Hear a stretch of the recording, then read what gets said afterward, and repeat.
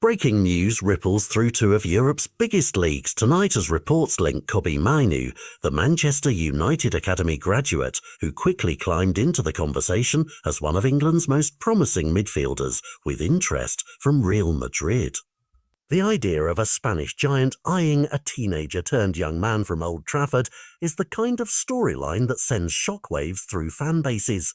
It's not just about one player moving clubs, it's about the balance of power, talent pipelines, and how elite teams identify the next generation. Mainoo's journey has been textbook academy success. Technical, composed on the ball, comfortable advancing play between the lines, and viewed by many as a modern midfield prospect built for both the Premier League's pace and continental football's tactical demands. That profile explains why scouts would take note, but why now? The whispers centre on opportunity and timing. When a club like Real Madrid considers options, they're often hunting for a combination of upside, relative affordability, and a profile that fits a squad that must keep winning on multiple fronts. For Mainoo, limited minutes in the senior setup, whether from tactical choices, competition for places, or squad rotation, create a window where a move, even temporarily on loan, becomes a tempting route for all parties. From Madrid's perspective,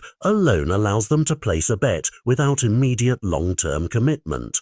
For a young player, it offers exposure to a different tactical environment and potentially Champions League football. For Manchester United, the calculus is tougher.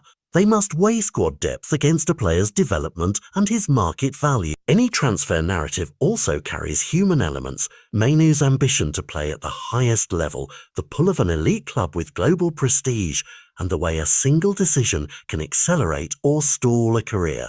If Madrid were to step forward, the ripple effects would be immediate. United supporters would debate whether the club properly nurtured a homegrown talent or allowed him to be poached. Rival clubs would reassess their own youth retention strategies, and the wider market could feel another nudge toward earlier cross-league moves for young players. But the story goes beyond headlines and negotiations. It asks deeper questions about the modern football ecosystem.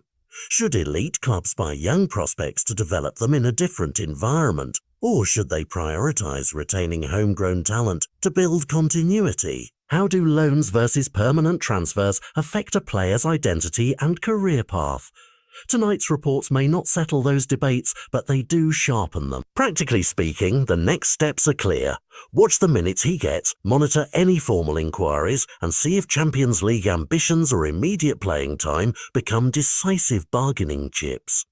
For Mainoo himself, the choice will define the near future. Stay and fight for a place in a club with enormous expectations, or accept a move that promises playing time and a different tactical challenge. Either outcome could reshape his narrative. One route cements him as a United stalwart who overcame competition. The other turns him into an international commodity whose development is managed across borders. Ultimately, these moments reveal how fragile and electrifying a young player's trajectory can be.